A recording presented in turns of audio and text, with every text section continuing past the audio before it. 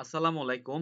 স্নাতক শ্রেণীর যে সকল শিক্ষার্থীরা রয়েছ, তোমরা যারা উপবৃত্তির টাকা পাও নাই, তোমাদের কিন্তু আপডেট এসেছে। তোমরা কিন্তু আপডেট করে দিলেই কিন্তু উপবৃত্তির টাকাটা পেয়ে যাবা।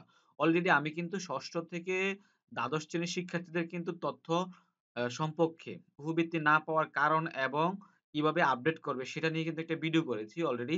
সো আবার কিন্তু স্নাতক পর্যায়ের যেসব শিক্ষার্থীরা রয়েছে, তাদেরও কিন্তু একটা নোটিশ দিয়েছে। সো তোমরা যারা ষষ্ঠ থেকে স্নাতক পর্যায়ে রয়েছ, তোমরা খুব মনোযোগ সহকারে ভিডিওটা শোনো এবং তথ্যগুলো আপডেট করে দাও, তোমরা টাকা পেয়ে যাবা। দেখতেই পাচ্ছ যে আসলে একটা অতীব জরুরি একটা নোটিশ রয়েছে।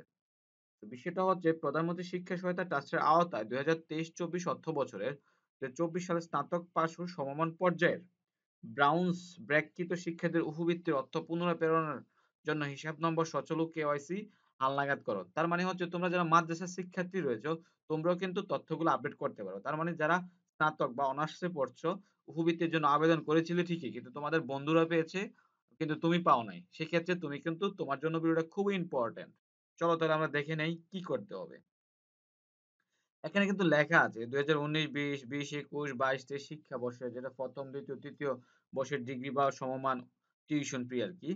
তো কি করতে হবে দেখো, লেখছে ব্রাউন্স ব্র্যাকেকৃত শিক্ষার্থীর পিতা-মাতা মোবাইল বা অনলাইন ব্যাংকিং এর উপবৃত্তির অর্থ পুনরায় প্রেরণের জন্য হিসাব নম্বর সচল এবং কেওয়াইসি হালনাগাদ করা আবশ্যক।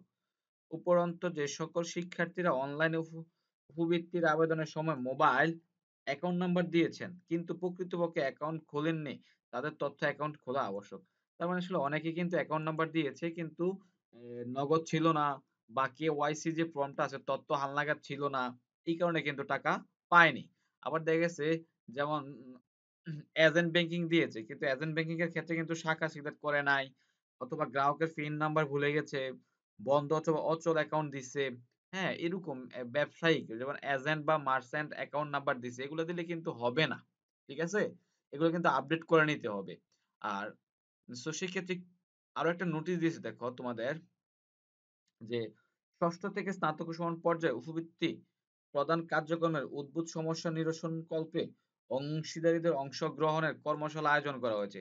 আসলে তোমাদের যে যারা উপবৃত্তির টাকাটা বাউন্স হয়েছে, মানে টাকা পাও নাই, টাকাটা ফেরত চলে গেছে, সেটা কিভাবে দ্রুত দেওয়া যায় সেই সম্পর্কে কিন্তু অলরেডি কিন্তু একটা নোটিশ বসে মিটিং বসেছে। সেটা হচ্ছে কর্মশালা বসে ২৫ সেপ্টেম্বর বুধবার সকাল ৯:৩০ হতে বেলা ৩টা পর্যন্ত কিন্তু একটা কর্মশালা বসেছে। তার মানে তোমাদের তথ্যটা আপডেট করে দিলেই কিন্তু তোমরা দ্রুত কিন্তু টাকাটা পেয়ে যাবা। আমি আশা করি তোমরা দ্রুত কিন্তু তথ্যটা আপডেট করে দিবা। সো সেই ক্ষেত্রে তোমরা তোমাদের কলেজের বা স্কুলের শাখায় যোগাযোগ করে, ঠিক আছে?